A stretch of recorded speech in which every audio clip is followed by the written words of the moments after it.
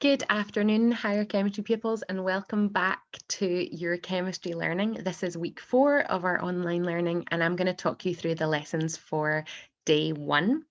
And we have lesson 13 today, which is a recap of calculations from Unit 3A. And then lesson 14 today is a learning check on that same topic. Detail about the learning you're going to do later on in the week will come on those days. We just want to give you a wee a bit of insight into our planning for which topics we're doing in what order. So before schools closed at Christmas, we had all covered topic 1, topic 2A and topic 3A. And then since schools have been closed, we've been covering topic 2B. Now, before we move on to 3B, we are going to go back and revise the other topics, anticipating schools being open in the not too distant future, and then an assessment when we come back.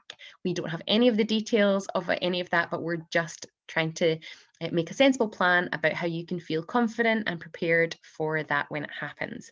So we're going to start with 3A. So Unit 3 is Chemistry and Society. We have tackled half of it. So we've done controlling the rate, which is all about reaction rates and reaction profiles.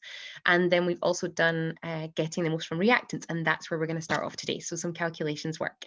So lesson 13 is a recap on those calculations, starting with a numerical starter, getting you warmed up into your mathematical and numerical skills. And then I've got a video which kind of breaks down how to tackle each type of problem, percentage yield, atom economy, and excess calculations. If you already feel confident with this, you can just whiz through the videos, watch them, make sure they make sense. If you need a bit more help, you might want to pause the video as I'm going through it, take some notes, copy down some examples, whatever is going to be helpful for you. The aim for everybody today is that you can go from where you are to more confident about these calculations, okay? So to check that you're learning that all right, lesson 14 starts off with lots of calculations practice. So we've got plenty of examples for you to try. Plus full work solutions for you to look at when you're ready.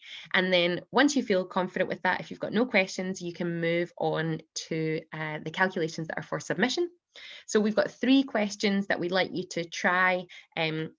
Ideally, you would do this as if it was sort of like exam conditions. So set that 15 minutes, give yourself like nice calm working environment and work through the questions, putting all your working down, and then take a photo of your work and submit it to your teacher. It's much better if you do it just pen and paper on your jotter, pen or pencil, sorry, on your jotter or on paper, and send that as a picture up to Show My Homework. That is your required submission for today. If you have had any questions though up until that point, you can type them into Teams, or you can actually, Teams would be your fastest response if you're completing the lesson at your allotted slot.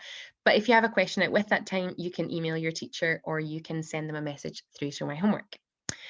If you manage to whiz through all of that and you feel really confident with calculations, you submitted it, and you still have some time left, then we've got some complex numerical problems for you to try to brush up on those skills. So these are other numerical problems that may be in a paper that you might do, which have different contexts. It could be a cost context, it could be another proportion style question, it could be problem solving involving a given formula, but it's something that just uses your numerical skills and applies them in a chemistry context. Okay, hope you have fun with your learning today. Take care and make sure you get in touch if you've got any questions. Thanks, everyone.